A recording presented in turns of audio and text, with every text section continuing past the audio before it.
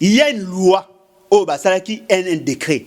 Ba décret wana est consacré ba tuni de tout ba travail qui n'a pas de la transition tous abango à vie. Nenge tozawana. José Makila, ancien vice-premier ministre. Toko zoyer charge. Ba na yenyo surtout basali na moins de 18 ans. Ba bota rapper chaque jour. Ba bota rapper pas ma pamba. Toko zobango en charge. Toko pesa bango billet. Ya ko kenda ka pays étranger. Et puis ce qui est encore grave, na écoté na business. Toko pesa bango billet chaque année, ba kenda ka poto pour faire n'importe quoi. Toko pesa ka Jeep. C'est-à-dire ba pesa bango Jeep. Atambola kanango chaque 5 ans il faut renouveler. Tu repères ça 30% de l'émolument ça va salaire ya bande kozwa na ka maladie faut tozoya en charge. Voilà ba ministre nyonso. Tous les gouvernements et tous les chefs de corps. Tous les gouvernements Tibala de triste mémoire et tous les chefs de corps. Nekonanga bazu yango matata en tant que premier ministre va pesa kaye.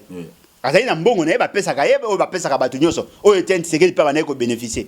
Mais ba ancien premier ministre ba futaka bango. Ba ministre ya Tibala ba futaka bango. Ozui ba ancien président ba futaka bango. Bana ya Etienne Tshisekedi o bazali mineur ba futaka bango. Siko biso sona bana mineur. Ndeko na ngai oye ba ndenge ni ndeko na ngai. Ba makama ifo za ka prida tango zo lo bango usuka mo zo kutemwa na 7 ans. Eloko biso ngi tolo baboye. Nzambe na lola. Ça c'est la République démocratique du Congo. Tokomi ko salela ba politicien. Oleba sukata na bambongo to bayibaka biso wana. Ba komi suko kota sur bambongo ebonga basalela biso musala. Basaki programme en 100 jours. 488 millions de dollars. Ndeko na ngai na zo bisa ke ba meli biso mbongo ya non. Soki monsieur Kabila, o azali ancien président. Ako za 670 000 dollars. 670 000 dollars. Et réseau baxi sous dollars pour n'engager ça en francs. 670 000 dollars. Toké Siko, le dernier des Congolais. Oya Souka, Congolais à Souka. Azora combien? Même pas 60 dollars. Et oui, attention, on va coûter d'un niveau coûte à l'institution. C'est-à-dire que l'armée. Azora même pas 60 dollars. Parce qu'un lieutenant, la police, alors qu'on doit 120 000 francs. Na toi 19 donc il cause à combien? Ah mais na toi 19, il a moins de 60 dollars, à presque 60 ou 65, tant super moins de 60. Si comme mouton à caporal à souka, à moins de 50 dollars. Si comme maintenant vous imaginez, ceux qui sont à souka, à cause de 67 dollars. Et que Kabila, ancien président, à 670 000. Ce qui veut dire, à un salaire, le salaire naïe, mbongo naïe ou rente naïe, il a 10 000 fois plus que mouton là en fonction. Fatia Foutamagomé. Mais en réalité, un président de la République au Congo doit être payé 50 000 dollars.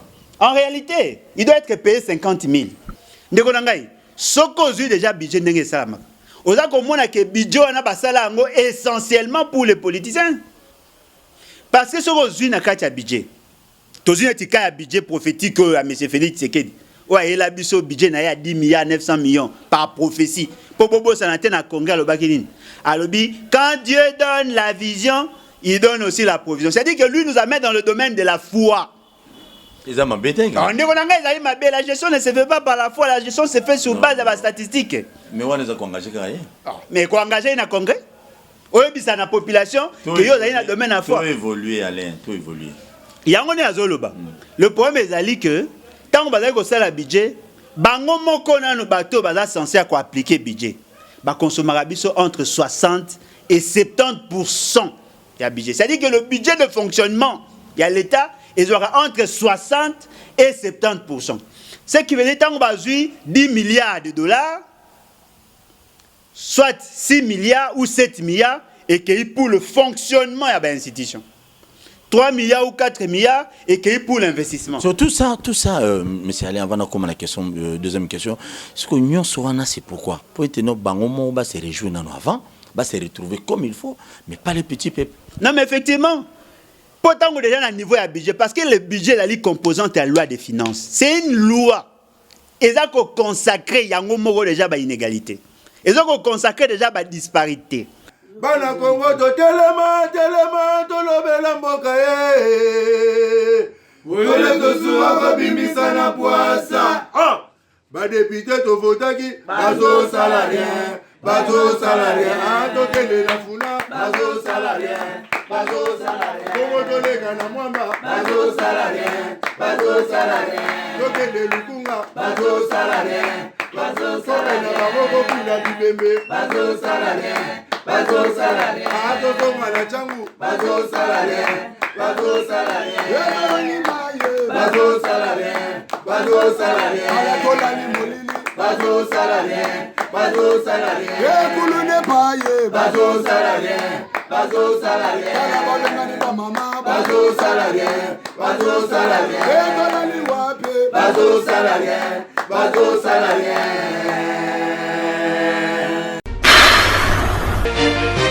Ouais, monde entier.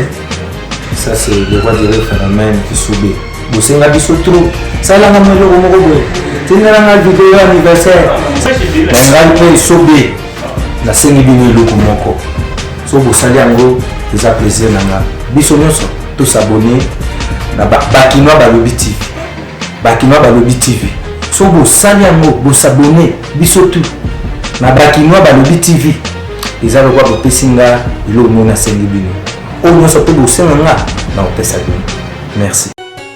Appendicite, Nakiste, Basuka, 3e pays, Ndeba Myomye. Nakota ki koma bato bazotangela nga bajou. Nabelaki AVC balobi pona nga esili. Me basutuka, Nzamba lole. Moto AVC atelemi azote ya liloba. Ngayoyo mokile salelaki nga barenyo. Bakoti makita batelinga poisson. Balobi pona ye ndenge eza boye esili. Zoka bolamu na yo ezotanga fina ngai.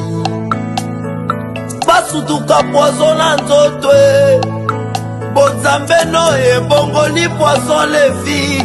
Evimbisi lipamboli na ngai. Ebimisinga la miswa bato.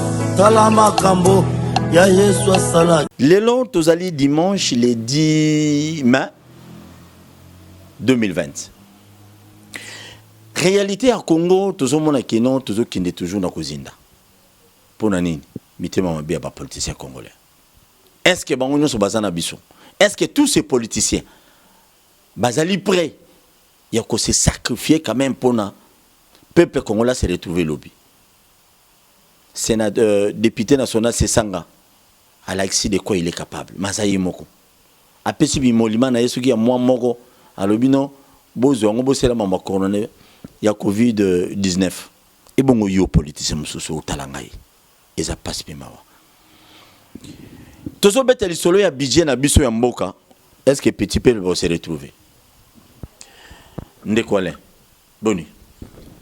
Kimia, en tout cas, merci pour l'invitation. Na sepeli ndenge bo pesinga ile l'opportunité ya kosolo la masolo ya mboka et puis introduction na yo déjà et pesinga matière. Merci. Introduction na pesinga matière. Budget ya République démocratique du Congo. Apparemment ils allaient budget ba politiciens budget petit peuple. Omonite. Ah mais effectivement et puis au sali bien donc poser question là parce que bato mingi ba komi na tendance à comme marabiso na ba débat ils ba débat stérile. Parce que na kasa etango koya ko yebisa ngai obeta masolo ya sextap masolo ya Sénat mais na remarqué que yo poser la vraie question parce que question na yo ils allaient ko relancer les débats sur la problématique ya sous-développement ndeko na ngai eloko liboso to kito yebisa na bato bazai kolanda biso le budget en fait ezali nini le budget ezali ba dépense na ba recette prévisionnelle ba sale yango ya l'état ba sale yango na deux tableaux. C'est-à-dire bah tableau il y a ba dépenses, bah tableau il y a ba recette. Dans les dépenses, bah ça c'est ce qu'on appelle la hiérarchisation de besoins. Parce qu'en réalité, le besoin il y a l'État congolais pour son développement et d'ailleurs il y a près de 1000 milliards, plus de 1000 milliards pour que tu comme un pays développé. Mais ce qu'on va montrer par rapport à ba moyens, tu dois côté ça et kokokate yango esali que basala ka ba débat basali stratification, basali, dépenses, qui va en urgence pour que permettre que les années futures va améliorer. Mais il y a une priorité. Ça justement par rapport à la capacité mobilisatrice à l'État. Parce qu'en réalité, dans le cadre il y a budget. Tout ça, il y a des fonds propres. Les recettes, il y a des produits. Et où tu as par la fiscalité, et où tu as par l'exploitant pétrolier. Et puis, tout ça, il y a des appui budgétaire, et où tu as les bandes. C'est-à-dire que ceux qui ont la régie financière, tu as nos entreprises, qui ont fonctionné pour mobiliser les bongo. Tant que tu as bakisa, na bambongo où tu as les bandes, ne pas budget de recettes. Pour permettre aux autres de couvrir les dépenses. Déjà, nous avons par rapport à budget de recettes. Nous avons une difficulté parce que la quasi-majorité des entreprises de Tozaïnango, attends qu'ils allaient à l'État, ils allaient pour des fins privées, ils allaient privatiser de manière informelle. Au commun, les entreprises, ils ont pour les individus. Nous avons cité un cas. OGFREM. OGFREM, mais comment on a le parti politique? Parti. Mais parti ni ka parti PPRD. Pour na Congo comment le na Congo tata ya mama pe ya mwana amen. C'est-à-dire que soko zui ezali mamunyo to sa mapule ya Kabila. Soko sa mi pona Kabila, te sa mi pona MP. Soko sa mi pona MP, te sa mi pona cash. La quasi majorité des entreprises wana bazali ko vivre kaka pona ko assouvir ba appétit ya ba politiciens. Mais quand on imagine une entreprise net wana, OGFREM moi ezali censé ya ko Tarambo. Sur les 550 personnes qui sont engagées, comme 1000. Côté si membre de parti politique. Sur comme charge et exploitation et comme supérieur pratiquement à la recette du bout, ils ont amoindri la recette. Ce qui veut dire qu'à part on a un budget et quitte. Aujourd'hui, SNPT, PPRD le sous. Mouto azali kuna SNPT bango ba gérer ba réseau la communication. Ils allaient recette parce que recette ya mbongo ko ta rebelle mais mouto azali kuna ba zuye ka rapport na ba suivi ba petit na bango ba parti mbongo e bonga ko ta ekiti. Ce qui veut dire que la capacité mobilisatrice na biso ezali nasé. Et tant qu'on va recommander à niveau à ba dépense. Na ba dépense tozali na ba dépense o ezali ko kende na sens il y a rémunération à facteur travail. Bateau va dire travailler. C'est ce qu'on appelle le budget à fonctionnement. Et là, il y a rémunération. Il y a des agents de l'État.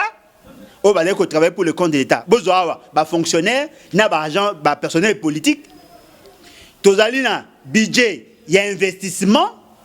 Il y a des institutions, des matériels, des bureaux et consorts. Des ordinateurs, des machines, des voitures. Tout ça, il y a budget d'investissement global.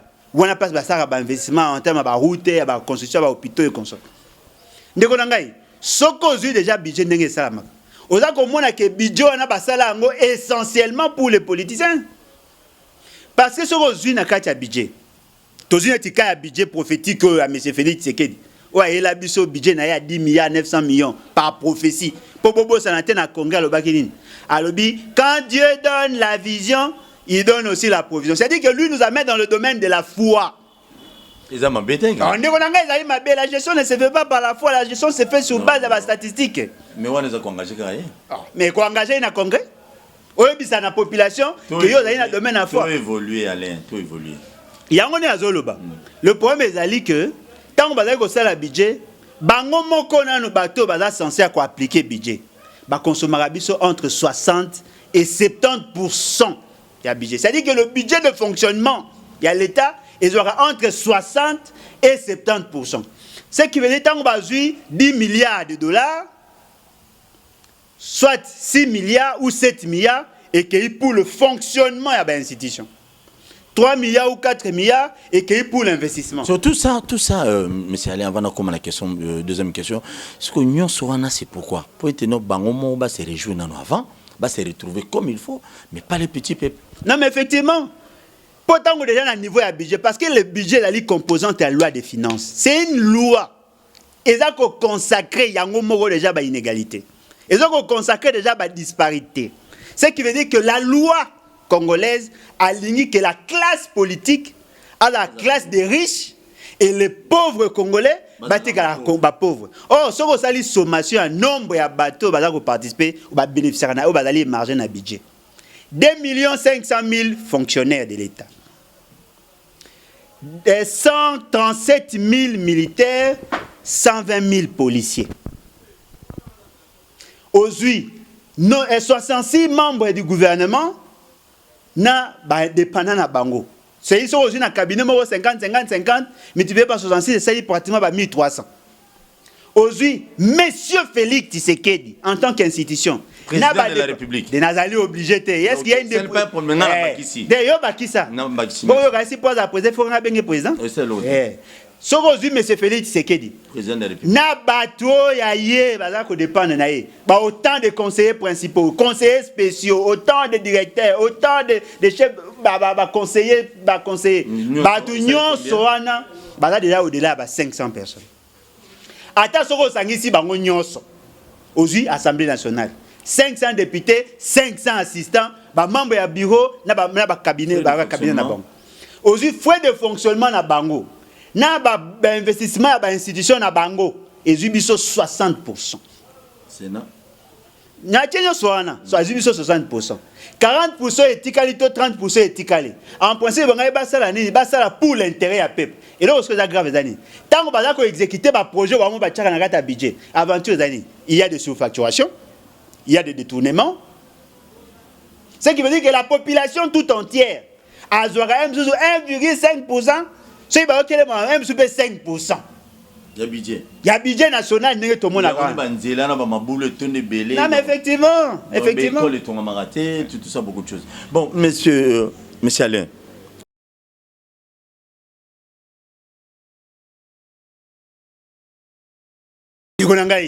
Tant que vous posez question au PCNG maman cher de poule. Tant que vous avez c'est normal dans quel pays? Parce que ce qui est normal, c'est ce qui est président de la République. Ah, Ndekonangaï. Ce qui est, ancien président Rosa, obi combien? 670 000. Bongo en fonction aux combien?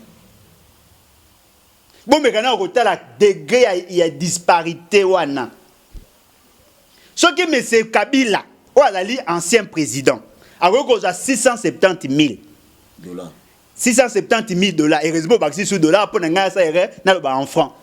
670 000 dollars. Toké Siko, le dernier des Congolais. Oya Souka, Congolais à Souka. Azora combien? Même pas 60 dollars. Et oui, attention, le coût d'un niveau coûte à l'institution. C'est-à-dire que l'armée, Azora même pas 60 dollars. Parce qu'un lieutenant, la police, alors qu'on soit 120 000 francs. Il y a toi 19 euros, donc il cause à combien? Ah, mais il y a toi 19, il y a moins de 60 dollars. Azora presque 60 ou 65, il y a moins de 60. Si on mouton à caporal à Souka, Azala moins de 50 dollars. Si on maintenant imaginez, ceux qui sont à Souka, Azala qu'on a 67 dollars.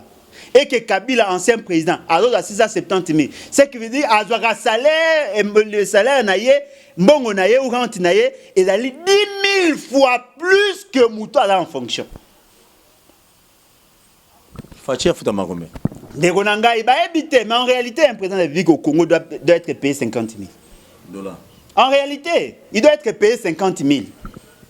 Mais Kabila, père, Félix Tshisekedi comme président, sur la dose à 67 millions. Oui, les Congolais, les Congolais, ils ont pouvoir. Pour les Congolais, ils ont les rois en Belgique. Ah, China mabonde linde konanga za na posa ya mabonde lezo senga ba exorciser. Wa yebite ke Félix. Les rois ba besoin. Wa yebite ke Félix ke ala lifu ya kinga. C'est bon, est-ce que tu évoluer? Ndeko ngai. Ce qui a causé 670 000. C'est-à-dire que azali kozwa autant de fois qu'un moutou azali. C'est-à-dire que sur azali kozwa 670 000, azali kozwa 10 000 fois plus que moutouana. Si quoi moutouana pour comme on a 67 000, il faut ça là 10 000 mois.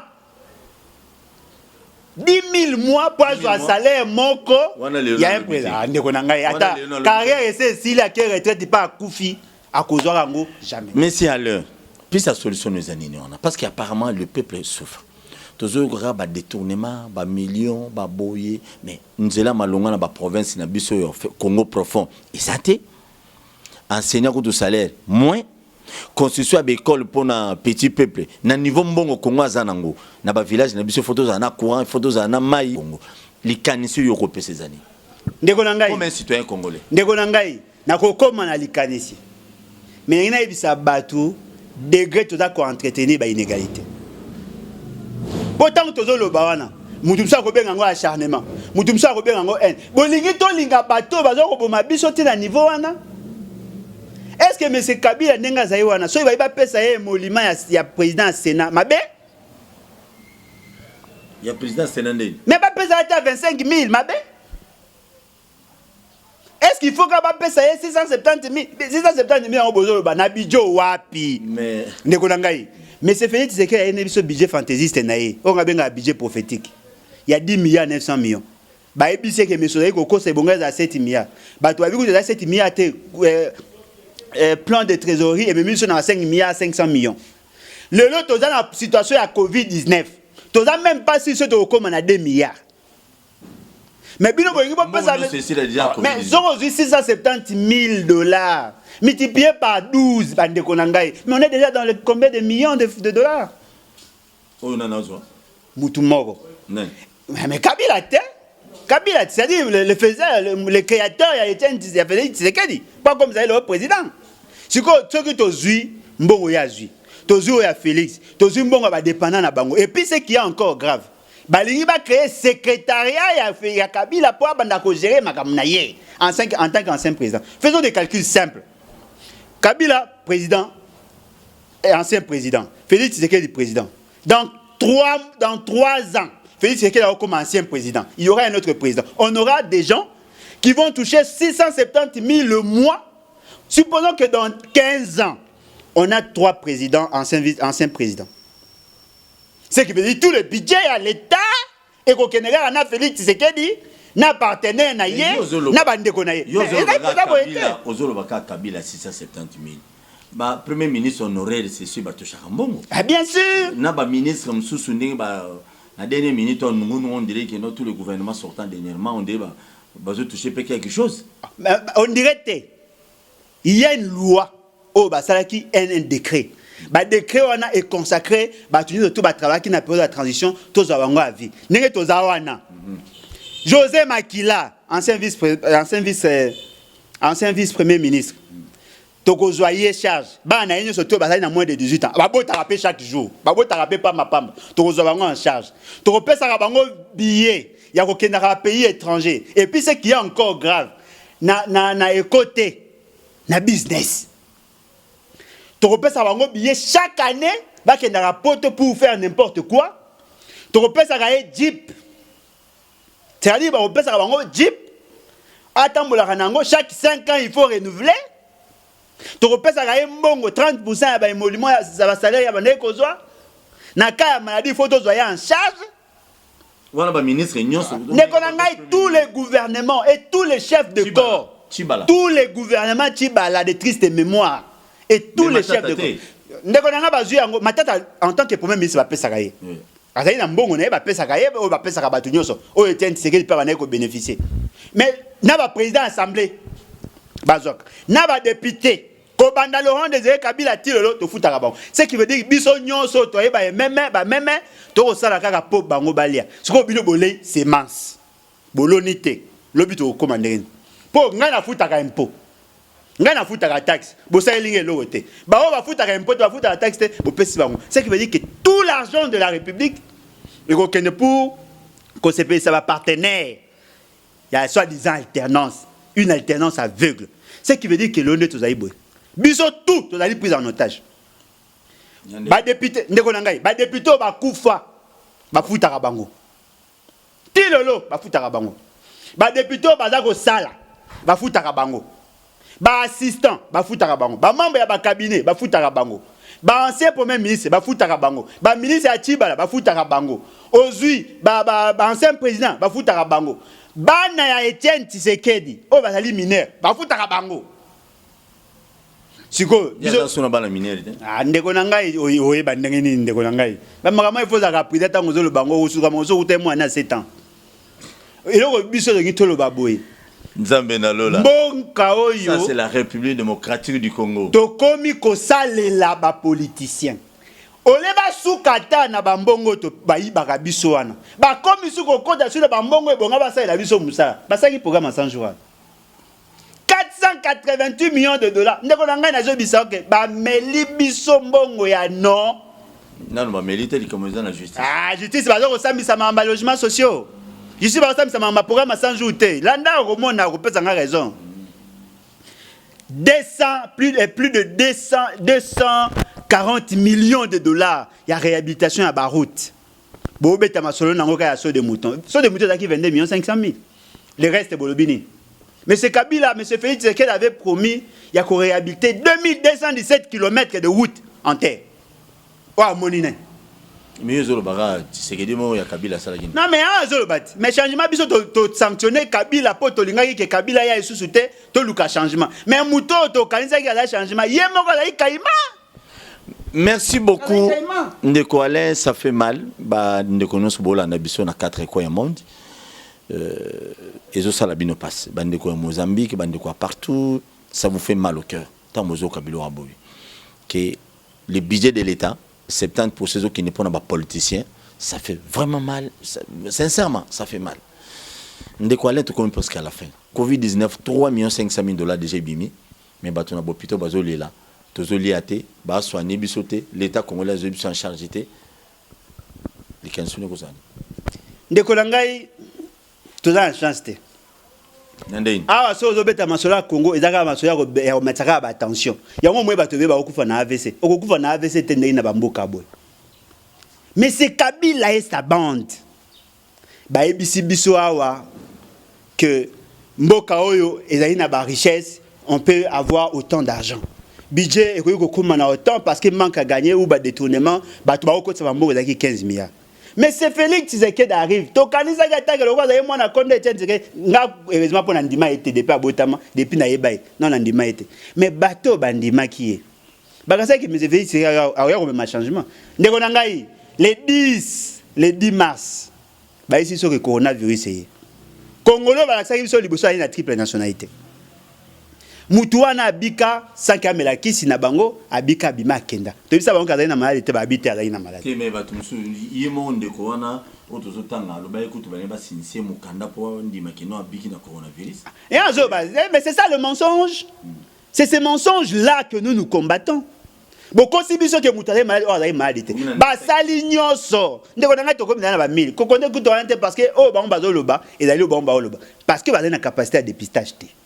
Capacité est faible. Mais bah, nous sommes pas dans coronavirus, abiki ne peut pas mon poulo. À ça, moi qui n'est pas pas abiki. Bah, on va compter, bah, on est.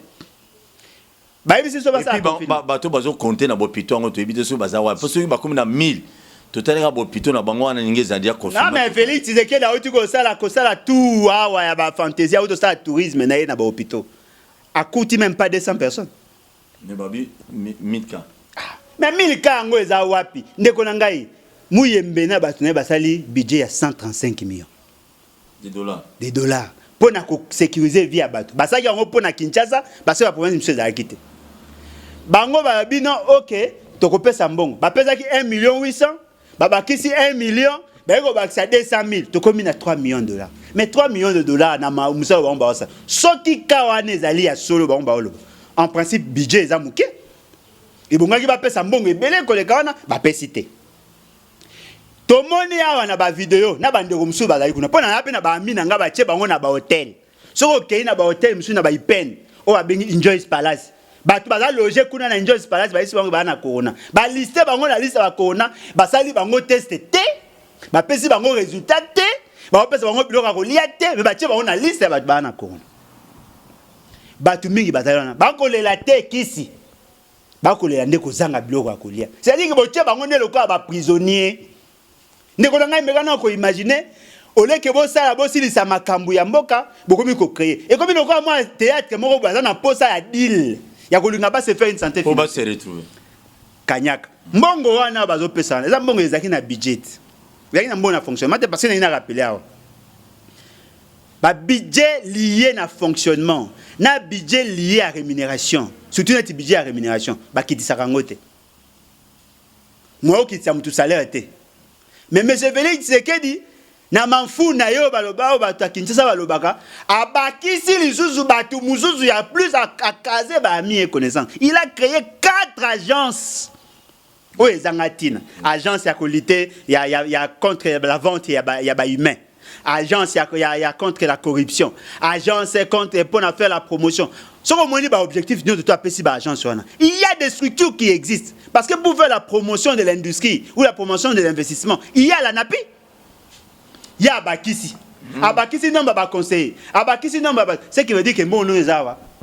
Ils a donc ba mongo ba lobaka. Ba pesi soso abate la loso boza ata n'espoir elo mote Kabila lingambongo Félix alingambongo oh kuna papa yeku to kontete ba mamba gouvernement ba lingambongo Kabunda lingambongo bo sangisi batu nyonso baza balingaka mbongo bo pesi ba mbongo ya république on n'aura rien du tout yango toza ko babwe monsieur Félix Tshisekedi yebango na yo na Kabila boza na titre ya propriété ya mboko te. Ole ke ba ko menacer biso de mort ba bimpumbulu na bino ba ko menacer biso de mort ba ko luka ba insécuriser biso boza na titre ya propriété ya mbongo ya mboko te toza biso nyoso ba copropriétaire soki boza ko continuer loko wana to ko tika maloba to ko mama mususu po bo lekisi oh bo mo se commune ko ba aventure to yaka na mukiko tika bino yango to biboy l'article 63 de la constitution. Je rappelle à tous les Congolais, nous avons l'obligation ya ko défendre ba intérêt na biso ya ko protéger intérêt national soki bo moni ba konzio ba zu bo konya ndenge ya kanyaka ndenge Félix Tshisekedi azui il a été kabilocratiquement élu soki bo moni ba za ko sala ngona ndenge ya kanza po ba ko gérer biso comme si ba ngi ba défier biso. Nous avons le devoir sacré ya ko kombola bango nyonso, c'est constitutionnel tant on a zo lo ba na otiema na munokote to ebisi bino soki bo sali ba aventure na yo Félix, na yo Kabila, na bino ba associé, to ko appliquer article 64, bino tout au bino hors d'état de nuit. Trop c'est trop, ngonga exu, ngongo bino bo sa aventure, les Congolais meurent de faim. Je crois malobalanga yango. Au sérieux. Le Congolais meurt de faim s'il vous plaît. Excusez Raïs, réalisateur et émission. Ndeko, nabi ozobanga te que non lelo bato Kabila bako kana babo mayo te to obilo ozolo bozobanga ngoti. Ndeko nanga ko banga c'est le cas. Liwa eza ko banga sa bisote. Mourir n'est rien. Vivre sous l'oppression c'est mourir chaque jour en déshonneur. Tant tozolo loba ngo pour l'intérêt du peuple. Ata soki bobomi Alain Bolodja. Alain Bolodja mususu yebike pour que tous à 2 345 409 km ba koko na mso ba 500 mabele. Ngana ko propriétaire ya mabele na mboka nanga. Vous